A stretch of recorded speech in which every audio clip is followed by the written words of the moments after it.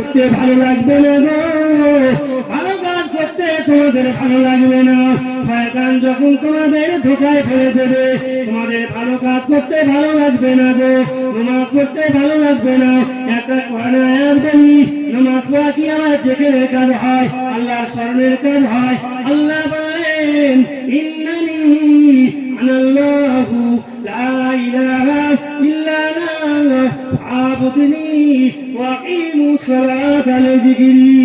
আমার আল্লাহ বললেন সত্যি সত্যি আমি আল্লাহ, আমি ছাড়া তোমাদের কোনো উপাস্য নাই। সুতরাং তোমরা আমার স্মরণের উদ্দেশ্য, আমার স্মরণের উদ্দেশ্য তোমার নামাজ কায়েম করো। ওয়া আকিমুস সালাতা লিযিকরি, আমার স্মরণের জন্য ওয়া আকিমুস সালাত, তোমার নামাজ কায়েম করো। আল্লাহ নামাজ পড়লে আল্লাহ স্মরণ করা হয়, রোজা রাখলে আল্লাহ স্মরণ করা হয়। ও চাঁদেরা, আমরা নামাজ কেন পড়ি, আমরা রোজা কেন রাখি গো, আমরা ভালো হয়ে কেন চলি? একমাত্র উদ্দেশ্য হলো আল্লাহকে খুশি করা, তাই কি না? একমাত্র আল্লাহর খুশি ছাড়া আমরা নামাজ পড়ি না, কোন বান্দার জন্য নামাজ পড়ি না, হুজুরের জন্য, বান্দার জন্য না।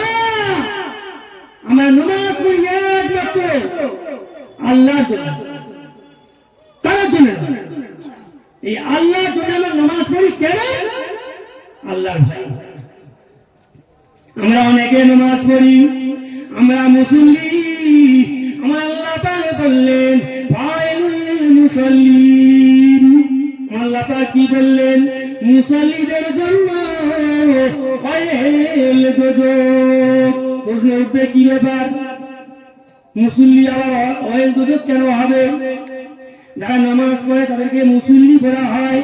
ও আমার সোনার চাঁদেরা, মুসল্লিদের জন্য ওয়াইল দোজখ কেন হবে গো? আমার সোনার চাঁদেরা, মুসল্লিদের জন্য ওয়াইল দোজখ কেন হবে? প্রশ্ন হবে। সোনার চাঁদেরা, আমার আল্লাহ পাক জানেন মুসল্লিদের জন্য ওয়াইল দোজখ, যে মুসল্লিরা আল্লাযীনা হুম আন সালাতিহিম সাহুন, যারা তাদের নামাজ হইতে আন সালাত, তাদের নামাজ হইতে আন সালাতিহিম, তাদের নামাজ হইতে সাহুন, গাফিলতি করবে, অসচেতন হবে, অলসতা করবে। এর কারণে আমার আল্লাহ পাক ওই বান্দা বান্দীদের ওয়াইল দোজখে ফেলবে। জাহান্নামের মধ্যে একটা কূপ আছে, এই কূপটা বড় ভয়ঙ্কর।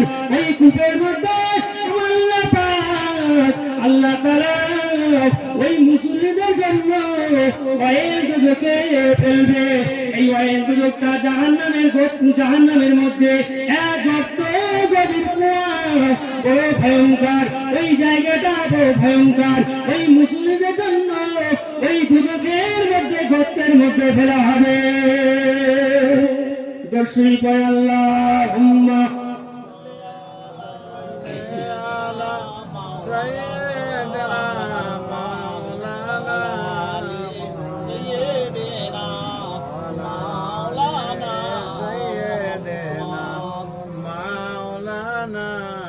ওয়ালা আলে সাইয়্যিদিনা।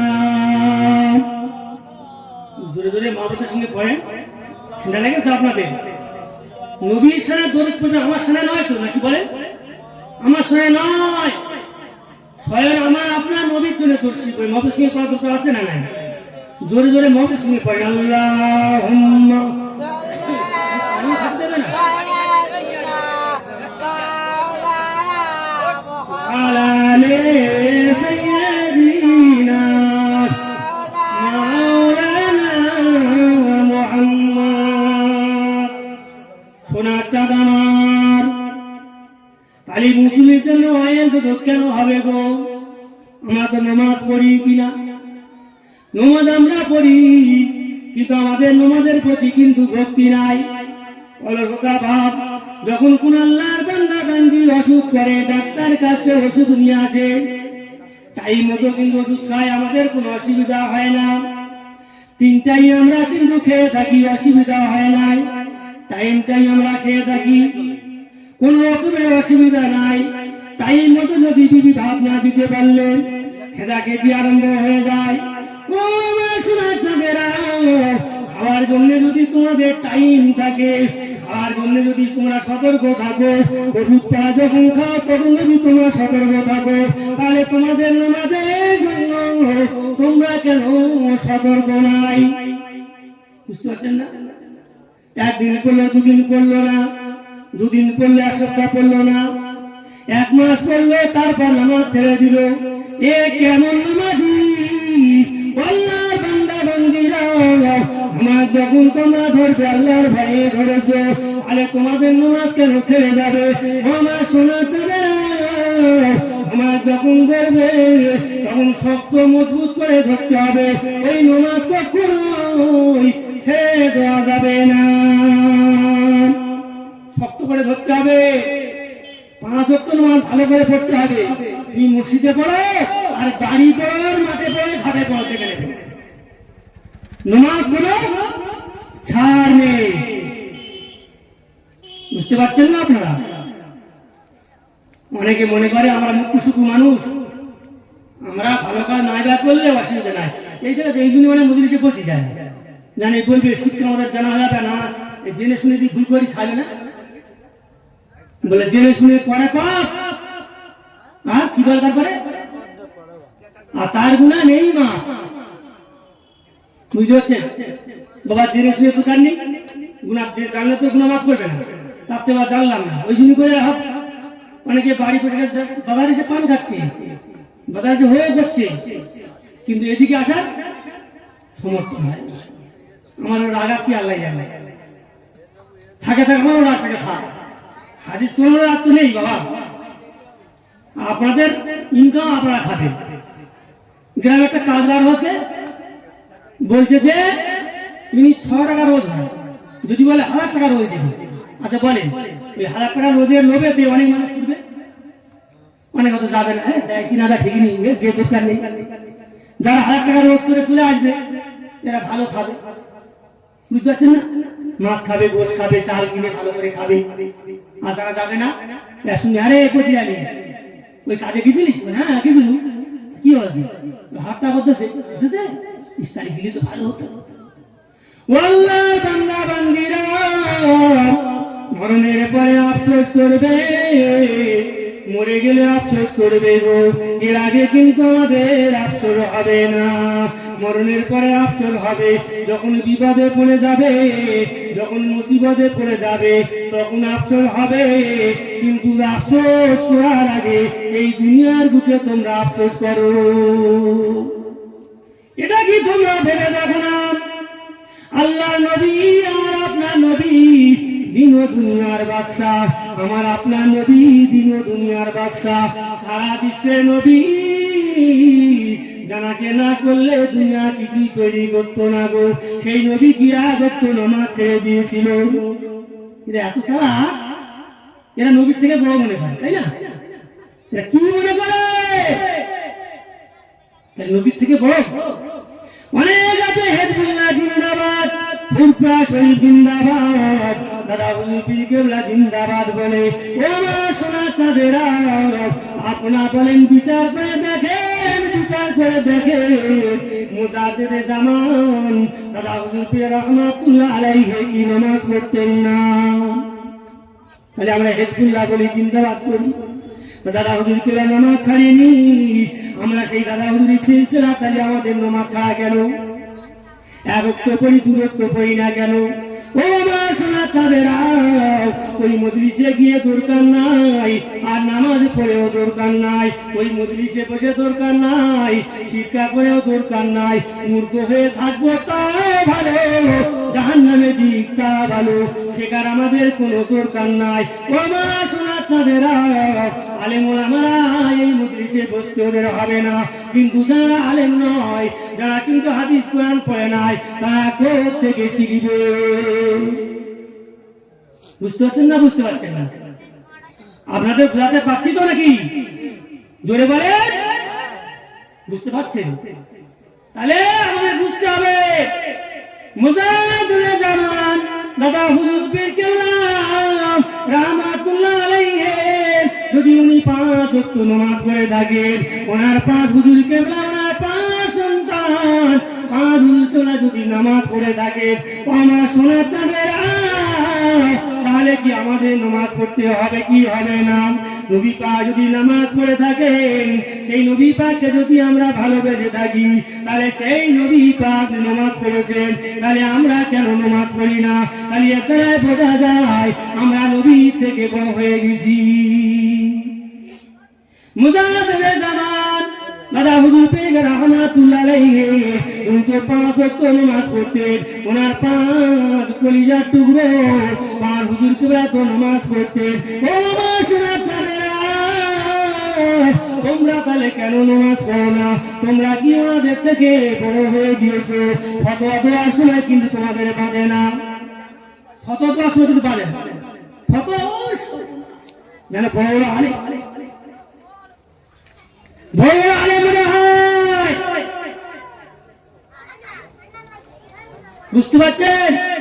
একবার ভেবে দেখেছে, নমাজে অলখতার জন্য যদি জাহান্নামে দেয় মুসল্লিতে, বলিস মুসল্লি, মুসল্লি আর মুসল্লি বলা হয় ওনাদের যারা 5 ওয়াক্ত নামাজ পড়ে, যারা 5 ওয়াক্ত নামাজ পড়ে ওদের মুসল্লি বলা হয়। তাহলে মুসল্লি হওয়া সত্ত্বে আমার আল্লাহ পাক পয়েন থেকে ফেলবে, এই নামাজ যারা পড়ে না তাহলে কি অবস্থা হবে? ও মা সোনার চাঁদেরা, আপনারা জ্ঞানী গুণী বুদ্ধিজীবী মানুষ, আপনাদের বোঝাতে আমার দেরি হবে না গো, দেরি হবে না, দেরি হবে না। আপনারা নিশ্চয়ই বুঝতে পারছেন নবীর থেকে আমরা বড় নয় গো, বড় নয়। যে নবী পাক নামাজ পড়ে গিয়েছেন, আমার নবী পাকের সাহাবায়ে কেরামরা, তাদের থেকে কিন্তু আমরা বড় নয়, বড় নয়। নবী পাকের সাহাবায়ে কেরামরা নামাজ পড়ে গিয়েছেন, কত কষ্ট হয়েছে, কত না কষ্ট হয়েছে, তবু নামাজ ছাড়ে নাই গো। কাফের বেঈমানদের ভয়ে লুকিয়ে লুকিয়ে নামাজ পড়েছে। ও মা সোনার চাঁদেরা, কিন্তু এখনকার আমাদের লুকিয়ে লুকিয়ে নামাজ পড়তে হয় না গো। আমার সোনার চাঁদেরা, মাঠে ঘাটে যেখানে সেখানে দাঁড়ায় মসজিদে নামাজ পড়ার সময় হয়ে গেলে তোমরা নামাজটা পড়ে নিতে পারবে। ও মা সোনার চাঁদেরা, আমার আপনার নবীর সাহাবীরা অনেক অনেক সময় গিয়েছে গো, আল্লাহর বান্দা বান্দিরা প্রকাশ্যে ভাবে আল্লাহর উপাসনায় নামাজটা আদায় করতে পারিনি, প্রকাশ্যে আদায় করতে পারিনি। কত বিপদ মুসিবত গেছে আমাদের পাওয়া নামাজ, আমরা এত গাফলতি কেন করছি বাবা? ও আমার সোনার চাঁদেরা, তারপরে আমি বলি, তাহলে আল্লাহ স্মরণ যারা করবে না, তারা আল্লাহ থেকে দূরে সরে যাবে, আল্লাহ স্মরণ থেকে দূরে চলে যাবে, এরা শয়তানের দল হয়ে যাবে। আর শয়তানের দল যদি হয় তারা ক্ষতিগ্রস্তকারী হবে। তারপরে আমার আল্লাহ পাক বললেন, রাদিয়াল্লাহু আনহুম ওয়া রাদু আনহু। তারপর আমার আল্লাহ পাক কি বললেন? আমার আল্লাহ পাক বললেন, রাদিয়াল্লাহু আনহুম, তাদের প্রতি আল্লাহ পাক সন্তুষ্ট, তাদের প্রতি আল্লাহ পাক রাজি খুশি। ওয়ারাদু আনহু, এবং তারা আমার আল্লাহ পাকের প্রতি, আল্লাহ পাকের ব্যাপারে সন্তুষ্ট। উলাইকা হিজবুল্লাহ, তারা হলো আল্লাহর দল। ইয়া কারণ আল্লাহর প্রতি বান্দারা সন্তুষ্ট, আর বান্দারা আল্লাহর প্রতি সন্তুষ্ট। বুঝতে পারছেন না? রাদিয়াল্লাহু আনহু, আল্লাহ পাক বললেন রাদিয়াল্লাহু আনহু, আমার আল্লাহ পাকের প্রতি, আমার আল্লাহ পাক বান্দাদের প্রতি সন্তুষ্ট। এর কারণ হলো আমার আল্লাহ পাক ওই বান্দা বান্দীদের প্রতি সন্তুষ্ট। যে বান্দা বান্দীরা আমার আল্লাহ পাকের প্রতি সন্তুষ্ট হয়, যেভাবে আল্লাহ রাখে, আলহামদুলিল্লাহ। যদি কোনো আল্লাহর বান্দা বান্দির বিপদে ফেলে, ওই বান্দা বান্দি কি বলেন? আল্লাহ আমাকে দেখতে পায় না গো, যত ব্যাধি আমাদের আল্লাহ দিচ্ছে, এখন বলে না, বলে না। যত কষ্ট আমাদের দিচ্ছে, আল্লাহ কি আমাদের দেখতে পায় না? যত কষ্ট আল্লাহ পাক আমাদেরকে দিচ্ছে, যত মুসিবত আল্লাহ আমাদেরকে দিচ্ছে, আল্লাহ বান্দা বান্দিরা তোমরা আল্লাহর প্রতি সন্তুষ্ট হও, খুশি হয়ে যাও গো। এ দুনিয়া মুছে খেলা দুনিয়া নয়। আল্লাহ পাক দুটি কারণে দুটো রকম পরীক্ষা করে থাকে। আল্লাহ পাক যে বান্দা বান্দিকে বেশি ভালোবাসে, ওই বান্দা বান্দিকে বেশি বেশি বিপদে মুসিবতে ফেলে। আবার যারা গুনাহ করে, আল্লাহ পাক তাদেরকে বিপদ মুসিবতে ফেলে।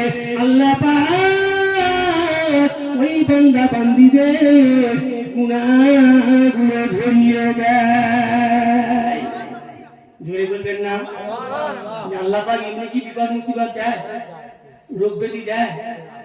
আমরা কি বলে থাকি যখন রোগ ব্যাধি ব্যারাম হয়, যখন বিপদে পড়ি, আমরা এরকম বলে থাকি আল্লাহ দেখতে পায় না যত রোগ আমার, আল্লাহ দেখতে পায় না যত গরিব আমার, অবনরম যত আমার। ও আমার সোনার চাঁদেরা, যে আল্লাহর বান্দা বান্দিরা আল্লাহর প্রতি সন্তুষ্ট হবে, আমার আল্লাহ পাক ওই বান্দা বান্দির প্রতি সন্তুষ্ট হয়ে যাবে। কারণ হলো ওই আল্লাহর বান্দা বান্দিরা বিপদে পড়ো মুসিবতে পড়ো, তারা কি বলবে? আল্লাহ যেটা করে ভালোর জন্যই করে। বান্দা বান্দিরা কিন্তু তা বুঝতে পারে না।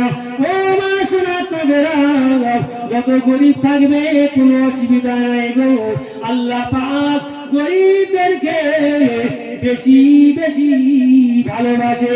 কিন্তু আল্লাহর বান্দারা বান্দিরা গরিবদেরকে ভালোবাসে না। কিন্তু আল্লাহ পাক আর মুমিন বান্দা বান্দিরা কিন্তু গরিবদেরকে বেশি ভালোবাসে। কারণ এই গরিবরা মরণের পরে যখন আসর নাসর হবে 500 বছর আগে বিনা হিসাবে বেহেশতে চলে যাবে। জোরে বলবেন না? বড় ভালো মনে করছো? ও আমার সোনার চাঁদের